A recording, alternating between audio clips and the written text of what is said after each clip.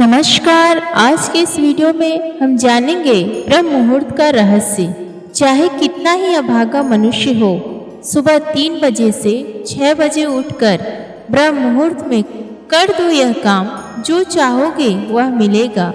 एक समय की बात है, माता पार्वती ने भगवान शिव से पूछा, स्वामी, मैंने देखा है कि चाहे कितना ही अभागा मनुष्य हो, अगर वह सुबह के समय ब्रह्म मुहूर्त में उठता है तो वह बहुत सुखी रहता है। ऐसा क्यों है?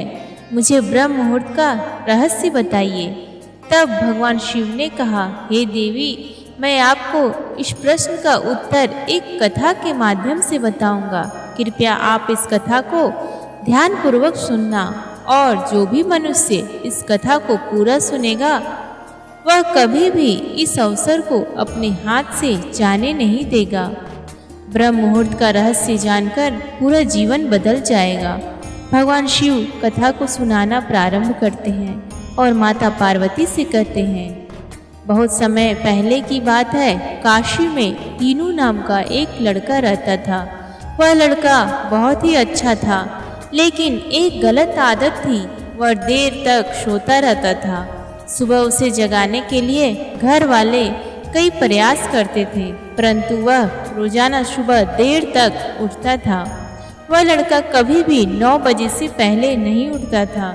जब वह बालक था तब परिवार वालों ने सोचा कि जब यह बड़ा हो जाएगा तो इसकी आदत में सुधार हो जाएगी, परंतु वह लड़का जैसे जैसे बड़ा होता गया उसकी यह आदत और भी ज़्यादा गहरी होती चली गई।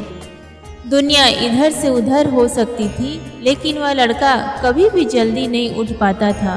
उसके पिता उसकी इस आदत से बहुत ज़्यादा परेशान रहने लगा था। उस लड़के को ढेरों नकारात्मक शक्तियों ने घेर लिया था।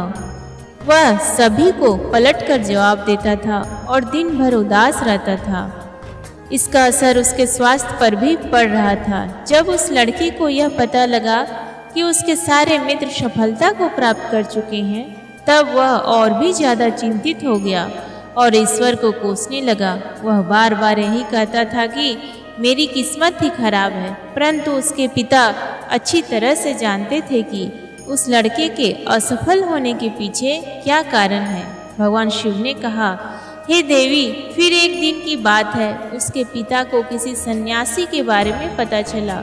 उसने तुरंत अपने बेटे की समस्या को लेकर उस सन्यासी के पास जाने का निर्णय लिया। सन्यासी को बेटे की आदतों के बारे में बताया और सन्यासी ने कहा कि कल आप अपने बेटे को इस आश्रम में आने को कहिए।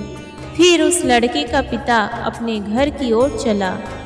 उसे पता था कि अगर वह सीधे तरीके से अपने बेटे को सन्यासी से मिलने के लिए कहेगा तो वह कभी तैयार नहीं होगा। उसने अपने बेटे को अपने पास बुलाया और कहा, तुम्हारे सारे मित्र जीवन में सफलता कर चुके हैं, क्या तुम सफल नहीं होना चाहते हो?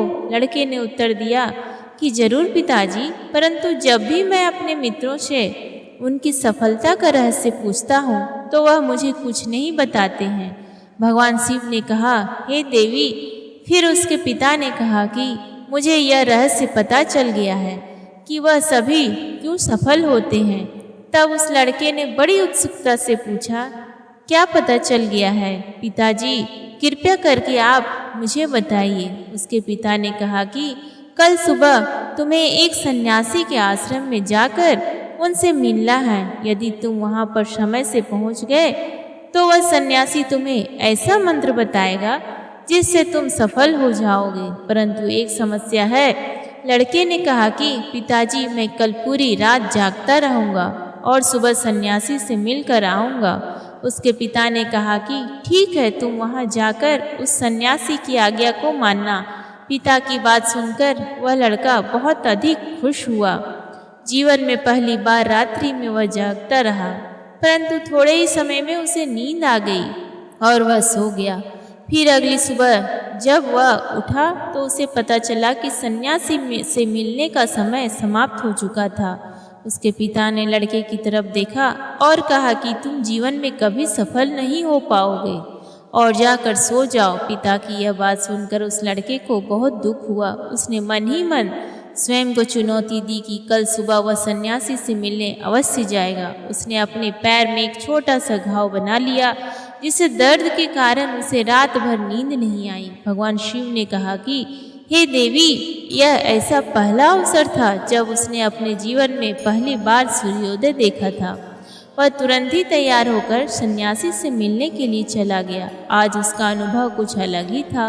वह बेहद शांत महसूस कर रहा था। चलते चलते वह लड़का जैसे ही सन्यासी के आश्रम में पहुंचा तो वहां पर उसने देखा कि सन्यासी और उसके सभी शिष्य ध्यान लगाकर बैठे हुए थे। भगवान शिव ने कहा, हे देवी, फिर जब ध्यान का समय समाप्त हुआ तब लड़का उस सन्यासी के पास पहुंचा और उन्हें प्रणाम करते हुए बोला कि आपके पास कोई ऐसा मंत्र है जिससे मैं सफल हो सकता हूँ?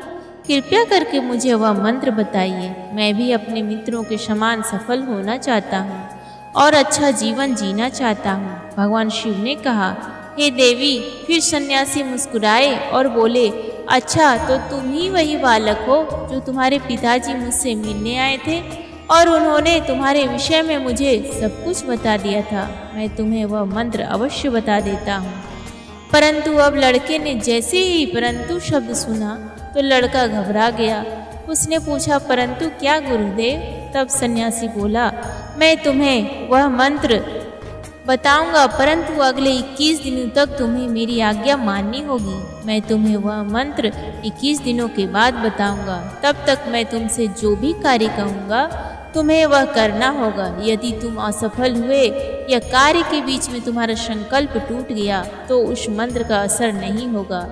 दृढ़ निश्चय के साथ उस लड़के ने कहा कि मुझे आपकी सारी आज्ञा स्वीकार है। मैं अगले 21 दिनों के लिए आपका दास हूँ। आप जो भी कहेंगे मैं वही कार्य करूँगा। मुझे केवल और केवल उस मंत्र के बारे में जानना है। भगवान शिव ने कहा, हे देवी। फिर सन्यासी ने उस लड़के से कहा कि ठीक है, कल से तुम्हारा कार्य शुरू होगा। तुम इसी परिश्रम से निवास में रह करोगे। वह लड़का आश्रम में निवास करने के लिए तैयार हो गया। सन्यासी ने कहा कि यहाँ रहते हुए तुम्हें ब्रह्म मुहूर्त में उठना होगा और दूसरे शिष्यों की तरह ध्यान और तप करना होगा। साथ ही आश्रम के कार्यों में भी सहायता करनी होगी। ध्यान रहे, यह संकल्प टूटना नहीं चाहिए। भगवान शिव ने कहा, हे देवी। अब लड़का सन्यासी की बात से सहमत हो गया और अगले दिन से उसके कार्य के दिन की शुरुआत थी। इस बार उसने दृढ़ निश्चय किया, परंतु 1 सप्ताह बीतने के पश्चात ही उसका संकल्प टूट गया और वह 8वें दिन देर तक सोता रहा। जब वह नींद से जागा तो उसने कहा कि मुझसे कितनी बड़ी भूल हो गई। वह रोते हुए सन्यासी के पास पहुंचा और कहने लगा कि हे गुरुदेव, मेरा संकल्प टूट गया है। अब मैं जीवन में कभी सफल नहीं हो पाऊंगा। सन्यासी ने उसे समझाते हुए कहा कि एक बार फिर से शुरुआत करो, फिर से संकल्प करो। फिर लड़के ने सन्यासी से पूछा कि सुबह उठना इतना आवश्यक क्यों होता है और यहाँ पर सभी लोग इतनी जल्दी क्यों उठ जाते हैं? भगवान शिव ने कहा, हे देवी। तब सन्यासी ने लड़के को समझाते हुए कहा कि सुबह यानी ब्रह्म मुहूर्त में उठने के पीछे बहुत बड़ा विज्ञान छुपा हुआ है। लड़के ने कहा कि कृपया मुझे वह विज्ञान बताने की कृपा करे। सन्यासी ने कहा कि रात्रि को 4 पहर में बांटा गया है। पहला रुद्र काल, जिसका समय शाम 6 बजे से 9 बजे तक होता है। दूसरा राक्षस काल, जिसका समय 9 बजे से लेकर 12 बजे तक होता है। तीसरा गंधर्व काल, जिसका समय रात्रि के 12 बजे से लेकर 3 बजे तक होता है। और सबसे अंत में जो पहर आता है उसे मनोहर काल कहते हैं। इस समय को ब्रह्म मुहूर्त या अमृत बेला के नाम से भी जाना जाता है। इसका समय भोर के 3 बजे से लेकर सुबह के 6 बजे तक होता है। यह वह समय होता है जब पूरे संसार की नकारात्मक शक्तियाँ निष्क्रिय अवस्था में होती है और सकारात्मक शक्तियाँ सक्रिय होती है। ब्रह्म मुहूर्त अर्थात देव मुहूर्त, ब्रह्म मुहूर्त का अर्थ देवताओं का समय होता है। भगवान शिव ने कहा, हे देवी। वह सन्यासी आगे कहता है, इस समय देवता धरती पर विचरण कर रहे होते हैं और जागृत मनुष्य पर उनका बड़ा ही सकारात्मक प्रभाव पड़ता है। ब्रह्म मुहूर्त ऐसा समय होता है जिसमें मनुष्य का मस्तिष्क बिल्कुल खाली होता है, जिसमें किसी प्रकार के कोई विचार नहीं होते हैं। और जब इस समय व्यक्ति अपनी पुस्तक खोलकर पाठ का अध्ययन करते हैं तो उन्हें सब कुछ जल्दी जल्दी याद भी हो जाता है और यह लंबे समय तक याद रहता है। यह ऐसा समय है जिसमें हम ज्ञान को समझाने का प्रयास करते हैं। इस कारण आश्रम के सभी शिष्य और संसार में बहुत से ज्ञानी लोग ब्रह्म मुहूर्त में उठ जाते हैं। प्राचीन काल में रोशनी का तो कोई स्रोत न होने के कारण लोग अपने दिन का समापन सूर्यास्त के साथ और आरंभ सूर्योदय के साथ करते थे। यह एक तरीका है जिससे मानव जीवन प्रकृति के साथ तालमेल बनाकर चलता है। भगवान शिव ने कहा, हे देवी। फिर उस लड़के ने कहा कि ठीक है, मैं कल से अपना संकल्प फिर से शुरू करता हूँ, परंतु ब्रह्म मुहूर्त में उठकर मुझे क्या क्या करना चाहिए। तब सन्यासी ने कहा कि ठीक है, मैं तुम्हें बताता हूँ कि ब्रह्म मुहूर्त में क्या करना चाहिए और कैसे करना चाहिए।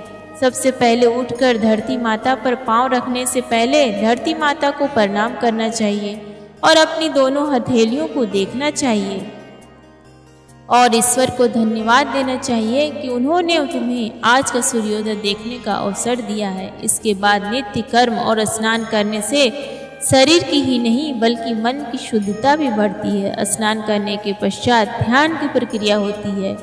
ब्रह्म मुहूर्त में ध्यान की अवधि 21 दिन तक होती है। इस विधि का उपयोग तब किया जाता है जब आप अपनी कोई मनोकामना की पूर्ति चाहते हैं। यह ऐसा समय होता है जब व्यक्ति अपने आज्ञा चक्र को सक्रिय करने पर काम करते हैं। भगवान शिव ने कहा, हे देवी। आगे वह सन्यासी कहता है, आज्ञा चक्र दोनों भौहों के बीच होता है।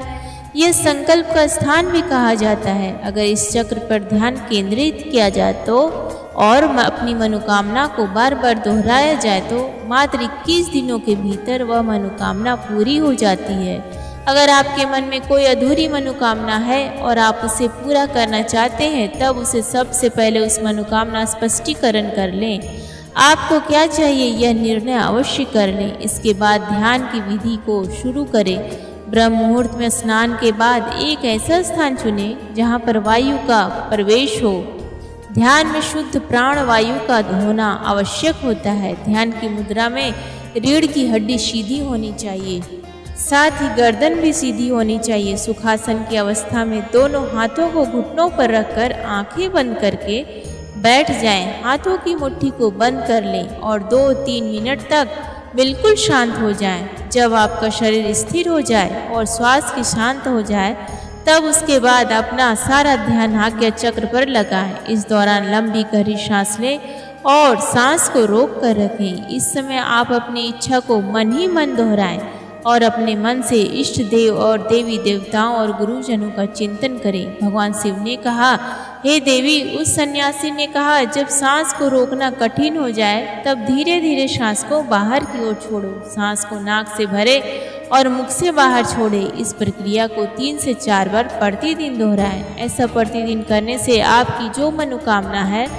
वह अवचेतन मन तक अवश्य पहुंच जाएगी और इच्छा पूर्ति जल्दी ही होगी। आज्ञा चक्र सक्रिय होता है और हमारी आज्ञा को पूरी करता है। सांस को रोक कर रखने के दौरान शरीर में आपातकाल की स्थिति हो जाती है, जिससे कि आप बेकार की बातें सोचने और विचार करने से बचते हैं। ब्रह्म मुहूर्त के समय ईश्वर की विशेष कृपा होती है और कोई भी व्यक्ति अपनी मनोकामना को इस समय दोहराता है तो उसकी इच्छा जल्द से जल्द पूरी हो जाती है। भगवान शिव ने कहा, हे देवी। इस प्रकार सन्यासी ने उस लड़के को ब्रह्म मुहूर्त का महत्व बतलाया। अगले 21 दिनों तक उस लड़के ने बड़े ही मन के साथ इस प्रक्रिया को अपनाया। अब वह बहुत ही जल्दी अनुशासित और शांत स्वभाव का बन चुका था। उस लड़के ने जैसे ही अपना संकल्प पूरा कर लिया, उसके बाद वह लड़के बड़े ही प्रसन्न भाव से सन्यासी के पास पहुंचा और कहने लगा, हे गुरुदेव, मैंने 21 दिनों का संकल्प पूरा कर लिया है। अब कृपया मुझे सफल होने का मंत्र बताइए। तब उस सन्यासी ने मुस्कुराते हुए कहा, पिछले 21 दिनों से जो अभ्यास तुम करते आए हो वही तुम्हारी सफलता का मंत्र है। जो व्यक्ति ब्रह्म मुहूर्त में उठकर ध्यान प्रक्रिया को सही से करते हैं वह जीवन में कभी असफल नहीं हो सकते। तुम्हें ब्रह्म मुहूर्त का रहस्य पता चल चुका है। अब तुम इसे जीवन पर्यंत करो। तुम्हें जीवन के लक्ष्य और सफलता दोनों प्राप्त होंगे। उस लड़के ने सन्यासी को धन्यवाद दिया और ब्रह्म मुहूर्त के नियमों का पालन जीवन पर्यंत तक करने का वादा भी किया। भगवान शिव ने कहा, हे देवी, अब तो आपको पता चल गया होगा कि ब्रह्म मुहूर्त में क्या होता है। तब माता पार्वती ने कहा, हे स्वामी, अब मुझे ब्रह्म मुहूर्त का संपूर्ण ज्ञान हो गया है। इतना कहकर माता पार्वती ने भगवान शिव को प्रणाम किया। वीडियो अगर पसंद आया हो तो वीडियो को लाइक और हमारे चैनल को सब्सक्राइब करें और अपने दोस्तों के साथ शेयर जरूर करें। धन्यवाद।